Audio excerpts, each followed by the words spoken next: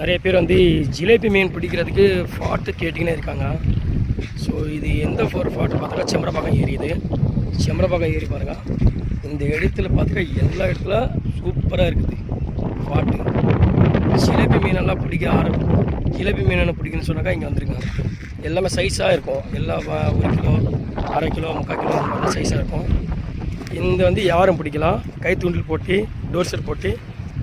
Okay guys, பாருங்கள் நான் எவ்வளோ தூரம் வந்திருக்கேன் பாருங்கள்.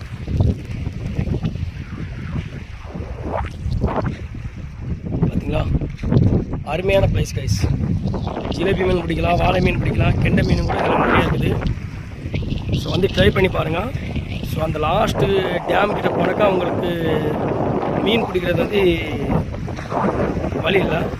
ஏன்னா வண்டி நிற்க வச்சு ஒரு 1/2 கிலோமீட்டர் உள்ளே நடந்து போய்ட்டு தான் நீங்கள் மீன் பிடிக்கணும். நீங்கள் இப்படியே அந்த இது வந்து சோமங்கலம் போகிற ரோடு, சோமங்கலம் போகிற ரோட்டில் வந்துக்கினாந்தாக்கா அம்பேத்கர் சிலை இருக்கும்.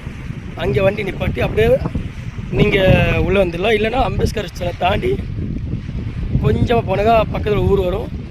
அந்த ஊர் வழியாக உள்ளே போட்டு வெளியே வந்தாக்கா இங்கே பைக்கை கொண்டு வந்துடலாம். எல்லோரும் 2 வீலர் பைக்கில் ஓட்டு போயிருக்காங்க.